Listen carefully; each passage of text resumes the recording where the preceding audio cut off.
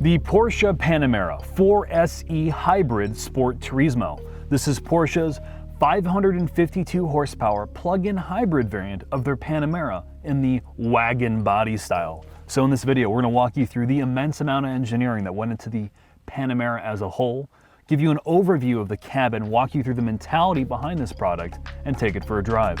So enjoy.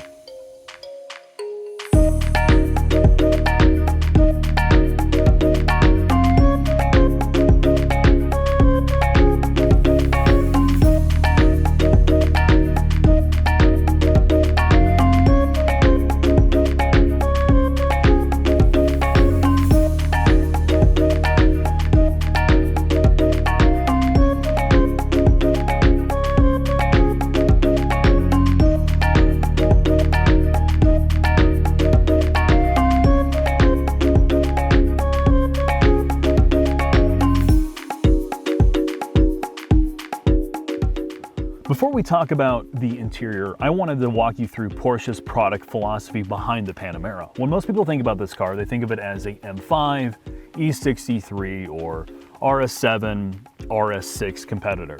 When in reality, Porsche designed this as a niche S-Class competitor, or a full-fledged luxury limousine competitor. In fact, that's what most of their conquest purchases come from, are things like an S-Class or a 7 Series.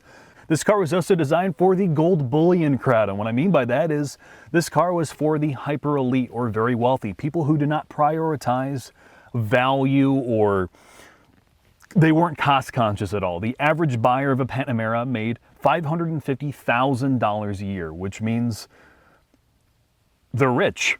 When you get into a Panamera for the very first time, you are struck by something that is actually very difficult to demonstrate on camera or really talk about on film, and that is this general perception of quality. Everything in this car that you touch, with a few exceptions, feels hyper expensive. The noise floor in this cabin is very low. The way the doors feel when they close feels like a bank vault. I know that's the biggest cliche, but there's this great heft behind everything. Most of the switchgear you interact with feels machined. It feels very, very expensive. The design philosophy about this car, at least when you look at the way the dash is laid out and all of that, feels very German, which means it's not particularly showy, doesn't have a lot of interesting geometry. It's just more of a simplistic approach to luxury. The design philosophy of the dash is something you've seen in other Porsche products, but the Panamera was actually the car that first introduced it. It was the car that featured Porsche's new control structure. They've gone away from an all-physical control structure, and they moved to this mix of haptic and physical controls, at least for the center stack, where all of your drive modes and a lot of your HVAC controls are located. It's not my favorite thing in the world, but it's something you're seeing in more and more luxury cars. You have the traditional 5-pod gauge layout, which is reserved for the more expensive Porsche products. In this car, like in the 911 and Cayenne, you have a center analog tach with 4 digital displays flanking the center analog tach. And you have a version of PCM, which is something you've seen in other Porsche products. PCM in this car has wireless Apple CarPlay and a hybrid screen, but most of the interior technology is stuff you've seen in other Porsche products. The Bose system in this car, the one we have that we have functionally tested, is not particularly remarkable, but far from bad. The really quiet cabin does a good job in demonstrating the acoustic qualities of the Bose audio system. Now, talking about the ergonomics in this car, like I mentioned in the beginning of this video, it is built primarily around the front 2 occupants. Rear seat space is highly compromised. If you're a 6-foot driver, you will not particularly fit behind yourself that comfortably, though it is perfect for smaller children or someone, say, below 6 foot tall. And this being the Sport Turismo version, or the Wagon, you have a fairly enormous trunk for a car like this. It has essentially the same cargo capacity of something like a Macan. The front seats, though, are a different story altogether. You have a wonderful seating position. To me, this is perfect in a car like this. You sit nice and low, but it's still easy to get in and out of. The glass in this car, there's a ton of it. You have great visibility, being a Wagon, of course. You have a huge front windshield, good windows out of the side of this car. It is a very easy car to see out of, and the driving position is typical Porsche, which means excellent. Everything falls to hand great, and this was really designed with a wide variety of body types in mind as well. You can be taller or shorter, and you can fit in this car very comfortably. When it comes to the seats in this car, much like everything else in this vehicle, it's a la carte. We have one of the more base seats. They are heated and cooled and have pretty good functionality as far as adjustments go. But as you go up the options list, you can get a heated and cooled and massaging seat, which is what I would probably opt for in a car like this. But before we head into the shop, I want to talk about 3 quick negatives. The first is if you are coming from like an S-Class or a 7 Series or a full-fledged A8, this car does not have most of the crazy interior technology that you're probably used to. I'm not talking about the gimmicks like the experience modes and all the weird mood lighting that changes to music. I'm talking about some of the really advanced safety features like the crazy adaptive cruise control that allows you to change lanes, all that other fun stuff that is not available in this car. Porsche doesn't really prioritize it, but that is something worth bringing up. The other 2 things are the seat design. While they are very, very comfortable, this is something Mark does harp on Porsche about, and I'm starting to agree with him. The seats visually, particularly if you compare it to something like an LC500 or a Mercedes seat, visually they don't look that impressive, but they are still very comfortable. And the last thing is the center stack. As I mentioned before, it is haptic and digital, but it does not particularly seem to hold up that well. The piano black is already scratched and this car only has 3,000 miles on it. And the center digital vent that they have, so all the HVAC vents in this car are traditional except for the center vent, which is digitally controlled. It feels hyper cheap to touch, which again, you're not supposed to touch it, but naturally I do. And it is controlled digitally through the PCM or the infotainment screen. I don't know why, it makes no sense to me. So with that, I think it's time for us to head into the shop and put this thing up on the lift. We're under the Porsche Panamera. What trim is this? This is the, excuse me, this is the Panamera 4SE Hybrid Sport Turismo. Oh, okay. All right. I wouldn't remember that even if you told me that 100 times. If Porsche is going for an award for longest name, this is pretty impressive. But what we have here is Porsche's executive sedan. It comes in 3 separate body styles. You get the standard sedan, the long wheelbase, and this Sport Turismo, which is Wagon. And the thing to know about all this is Porsche used a crazy amount of engineering to get one of these cars, the turbo trim level, to go around the ring faster than an LFA, which does not mean it's the best car in the world. Right. But just think of that from a technical achievement perspective. They got an over 4,000 pound sedan wagon thing to go around a ring the same speed of a supercar. And we're going to start to explain to you how that is possible and what goes into a car like this and the future of cars. Well, if you remove the internal combustion engine, but a lot of these same systems are going to be carried over, and by design, they were designed to be carried over into alternative fuel vehicles, plug-in hybrids, EVs, whatever. So let's start with the chassis or the body in white. After you, Mark. Oh, after you. You're John Porsche. So this is MSB, which is their VW Group's modular architecture for ultra premium sedans. So this is not MLB Evo, this is MSB. What is it shared with? This is shared with Bentleys, the Bentley Continental and the Flying Spur, which means you are getting a Bentley underneath essentially. It is double wishbone front, multi-link rear, aluminum front and rear subframes, and the body structure itself, they break it up into 3 parts. You have the center frame of this car, you have the front and the rear, and it is a mix of aluminum and steel construction. I think it's like 31% aluminum. We'll show a chart here with the body structure. They prioritized body rigidity, reducing NVH, basically making this car feel like one solid piece of granite going down the highway. And on top of that, their crash structure. They went in great lengths improving the front crash structure and the side of this vehicle as well. And they built it to be modular. So again, we have the 3 different body styles for this car, and it has the option or the ability to go plug-in hybrid like this variant. The thing is to make this modular like that, there's 3 sections of this car. You have the front, middle, and rear, and the middle part is what allows them to extend the wheelbase for different variants. For the new Panamera or this new generation architecture, all of these different setups for body and white can go down the same assembly line. All they have to do is change parts of the middle.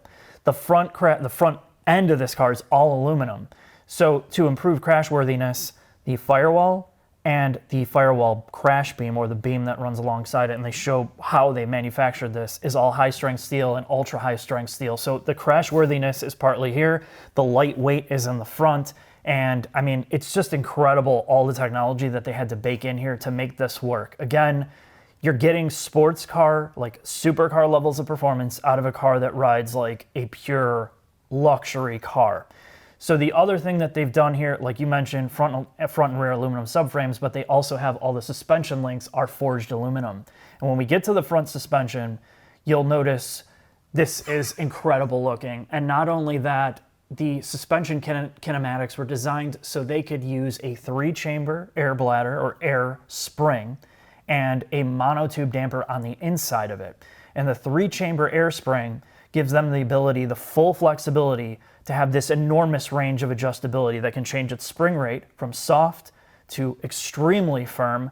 And what that does is it gives the car multiple personalities based on your drive modes. So you can go to a full boat mode, to a full sports car setup that can run the ring. I mean, and when you look at the shock, I've never seen a shock absorber or air spring design like this. And I'm gonna say this when you look at the back as well.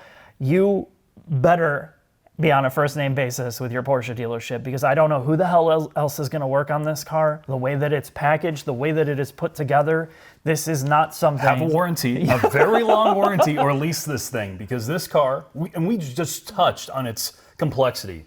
So when Porsche introduced the Panamera this generation in 2017, they introduced their 4D body control system. It's basically something like we've seen in Audi, but Porsche is one of the first companies that the Audi group had that did this. They have mated the PASM, which is their adaptive dampers, with their air ride, with PDCC, which is something we've talked about in other Porsche products, which is a 48-volt sway bar system, front and rear steer, which is in the back of this car, with Porsche torque vectoring in the back, so you have a electromechanical rear diff, and an all-wheel drive system. And on top of that, it's paired to their EPS unit, their electric power steering module, through an 8-speed dual clutch. So you have all of these systems in this car that are trying to fight the mass of this vehicle, give it a dual personality, and give it the supercar-esque performance someone who is quite affluent is looking for in a car like this. And it is mind-boggling. Well, and this is how I think you just explained how they were able to get this thing to do what it does. Mm-hmm. Tying all these systems together, all these mechanical systems,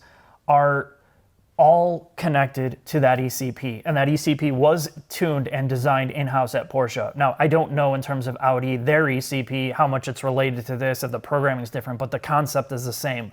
Tying each one of these together and having the processing power to make sure when you do this, instantaneously, all these systems are talking together. So there's no delay in the rear steer compared to the air ride suspension. And then you mentioned something earlier about even the read-ahead ability of this car. So this car has the 8-speed dual clutch. They went away from the 7-speed in the prior generation vehicle. It's faster, more efficient, yada yada.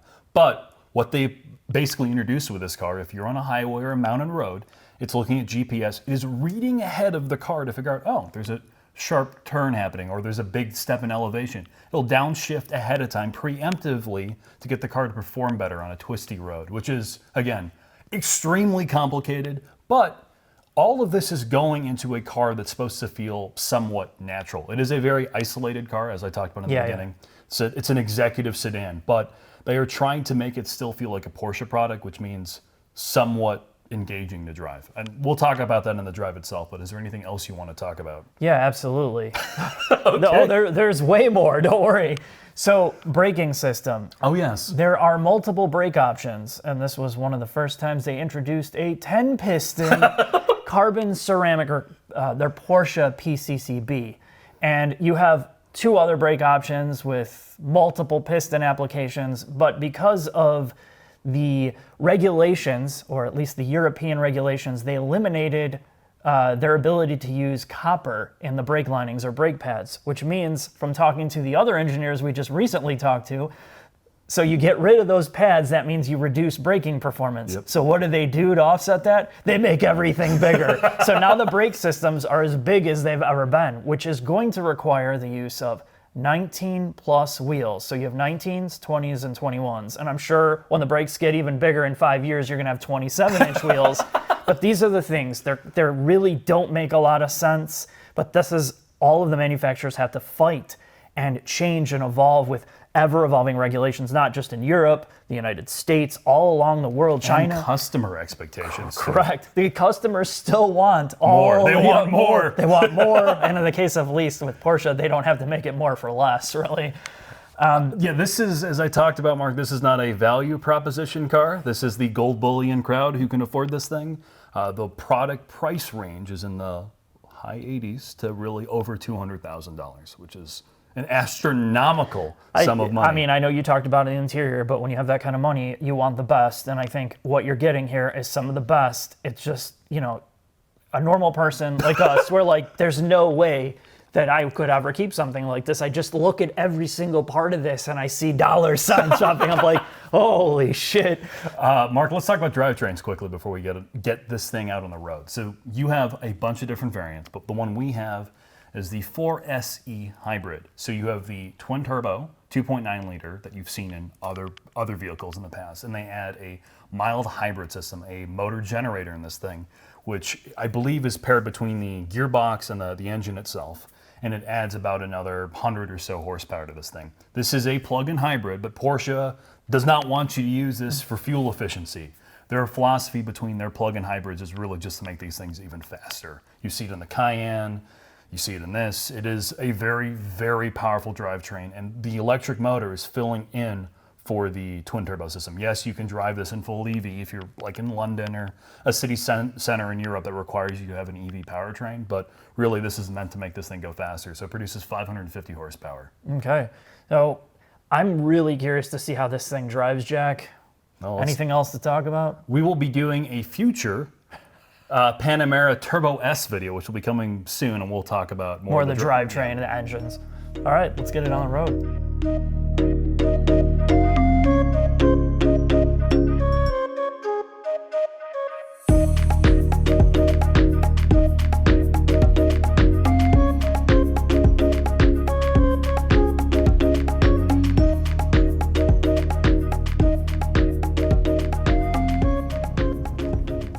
Mark, I beat you to death with Porsche information, engineering, technology, why they make a superior automobile. But honestly, I'm going to show you Sport Plus, turn off traction and stability control. Do I need to get out a user manual for all the steps you have to do? No, you just need an electrical engineering degree. Okay.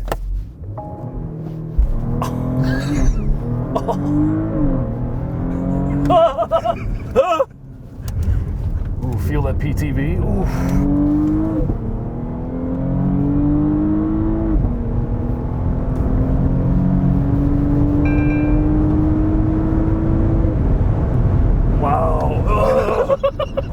Oh man, this thing hauls ass. Yep. This is a straight up Autobahn machine. Oh yeah, I mean, no one who's buying one of these cars is gonna take it to a Midwestern farm road and tear it up or take it to a track.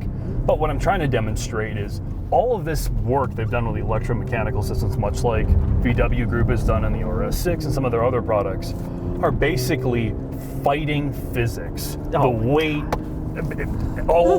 basically all of the mass in this car is being hidden by all of the suspension-based systems, and it does a remarkable job. And I always say this to you, Porsche, and you admit it as well, Porsche is basically the master at suspension tuning and engine tuning. The thing they are not so great at is value, but no,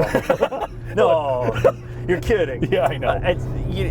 I think, after doing all these Porsche products, and I've said it to you, and I think now you have a better appreciation, not that you didn't have an appreciation to begin with, but would you not agree that this is, aside from maybe like an S-Class, this has to be one of the best riding, or the Porsche like luxury products are some of the best riding products on the planet? Yeah, they are. They are the best riding cars, probably in my opinion, and they're some of the best handling. The fact that this can do that and then sit at 150 miles an hour on the highway, be in total comfort, be an Autobahn missile is an engineering feat. I think that's what's really weird to me about this, and I think about the road trips we've taken. When we go down south, we'll pack up the Volvo full of like 300 pounds worth of gear, and you're like, this drive is great on a straight road, and then we get into some back mountain road where you're like, oh my God, this would be amazing to drive with a good car. And then we're in an XC90. And then you're like, feel like you're gonna die every turn, where this is that car, at least in America, that when you're on your road trip, the suspension is amazing. It's so soft, it's like pure luxury car. And then when you get in the mountains, or you get in a country road or wherever, and you're loaded full of gear, you can still drive this like a sports car and have the dual purpose fun. And I know that's never happens in real life, but I like that part about it. And that's about all I'm going to say, because I'm going to let you tell me what the hell was going on in terms of mentality with this, because I just don't see this being I'm a German business executive, and I am late for my meeting. I have to get from here to the other side of the country in about 10 minutes. This is what I'm going to do in this car. You're a Porsche company executive? Yes. Okay. I'm late for work. Oh my God. This thing, it's ridiculous how fast things... You can be doing go-to-jail speeds in America in no time, but at the same time, I'd be taking a business call. I can be yelling at my accountant. I'm not even... We were at 100 miles an hour, and we were having a conversation like it didn't even... It was like a non-issue. Yep. That's how comfortable and how ridiculous... I'm not just... Yes, this Porsche is ridiculous, but I think we're seeing this trend with so many cars now. They're so ridiculously unusably fast. They're so unridiculously dual purpose. Unlike an M5 or an E63 or even the RS6, which are basically, in my mind, in the kind of ridiculous sport luxury sedan segment that this is really cross-shopped against, this feels probably the most natural. No, it's extraordinarily natural. The all-wheel drive system is a little weird. Yes. I will be honest, when we're driving and you have some of these Porsche stability systems on, there's a weird, you feel the weirdness of like, where is it putting power? It's moving power around. You feel all electronics working around you. And I get this is not a pure sports car, but these systems are there to make you be able to do supercar speeds, supercar-like handling, and everything's just figuring it out for you. Yep. And you just can go flat out. It's so weird. To be fair, though, the thing that kills me about a lot of these cars, and admittedly, as I talked about in the beginning of this video, this is not a product for you or I. Right? No, we do not make the money. Well, yeah, I mean, even that. I mean, I think for me, looking at this, I understand this as a pure luxury product that has some sports car abilities first. This is not trying to hide the fact that this is a pure executive class machine. I am good with that. I'm good with the fact that it has an amazing ride. I'm good with the fact that it may not be M5 fast, but it's pretty friggin' close and has the smoothness, the better ride refinement, the quietness. And you can go in full EV and drive around a city center like London that requires you to have an EV and then not have the penalty when you leave the city center. You can go full gas power. It's a really niche product. Yes. It's not even it's a hyper niche product for a very, very wealthy person. Yes. So with that, Mark, I think it's time for us to head into the final thoughts. Sounds good.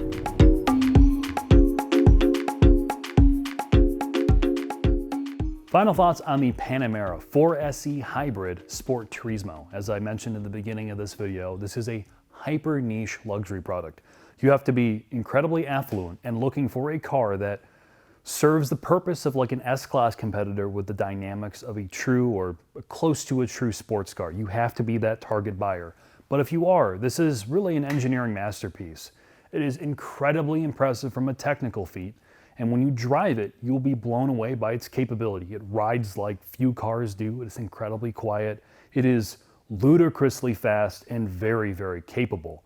Its cons are, well, it's not the best looking vehicle, if I'm going to be entirely honest. It kind of looks like a 911 crashed into a hearse, and it is not a value in the least bit. But again, if this is what you want, you are a buyer who wants a Panamera, wants all the prestige, luxury, and engineering and capability, I'm sure you'll be absolutely floored by this thing. So thanks for watching, and I hope to see you soon.